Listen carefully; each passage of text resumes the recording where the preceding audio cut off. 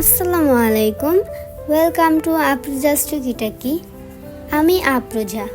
আজ আমরা শিখব কিভাবে 10 মিনিটে ভাজা ছাড়া পাবদা মাছ রান্না করা যায়, যা খেতে খুবই সুস্বাদু। প্রথমেই এখানে আমরা কিছু রসুন, কিছু টমেটো, আমি এখানে 2টি টমেটো কুচি করে নিয়েছি এবং 4টি কাঁচামরিচ, পেঁয়াজ কুচি এবং আদা কুচি দিয়ে এখানে কিছু পানি দিয়ে এগুলোকে পেস্ট করে নিব।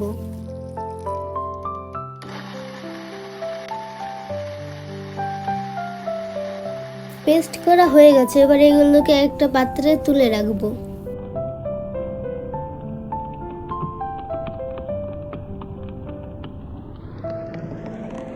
এবার একটি কড়াইতে পরিমাণ মতো তেল গরম করে নিব।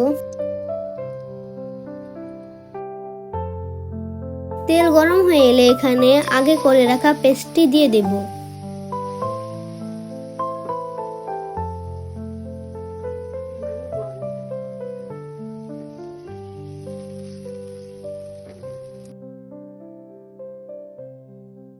এবার এখানে দিয়ে দিব হলুদ গুঁড়া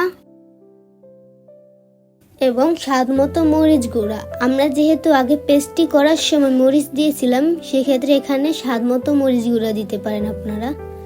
এবার এখানে দিয়ে দেব স্বাদ মতো লবণ। এবার এখানে দিয়ে দেব 1 চামচ জিরা গুঁড়া,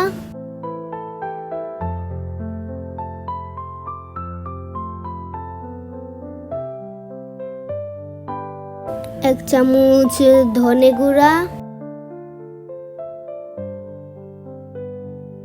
এবং 1 চামচ দারচিনি গুঁড়া দিয়ে এগুলোকে ভালো করে কষিয়ে নিব। যখন এগুলোর উপরে তেল ভেসে উঠবে তখন বুঝবেন যে এগুলো কষানো হয়ে গিয়েছে। এবার এখানে কিছু পানি দিয়ে দেব।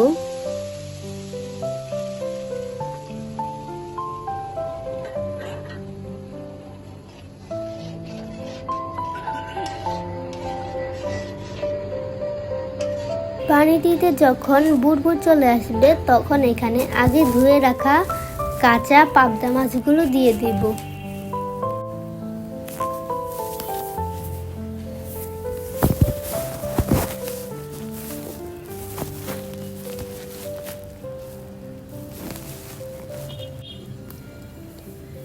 পাবদা মাছগুলো দেওয়ার পর এখানে আস্তে করে নাড়া দিতে হবে, কেননা পাবদা মাছগুলো যেহেতু কাঁচা সেহেতু এগুলো ভেঙে যেতে পারে।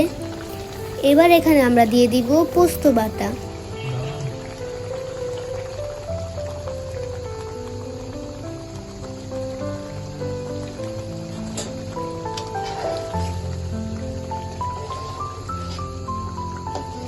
আপনারা চাইলে পোস্ত বাটাটি স্কিপ করতে পারেন, এটি ছাড়াও রান্নাটি অনেক সুস্বাদু হবে।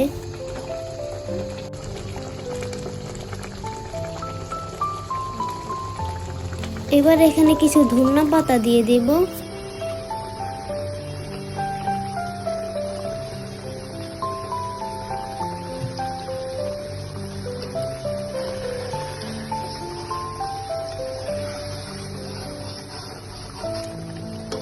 এবার আমরা রান্নাটি তুলে নিব। রান্নাটি খুবই সুস্বাদু হয়েছে, আপনারা চাইলে এটিকে বাসায় তৈরি করে খেয়ে দেখতে পারেন।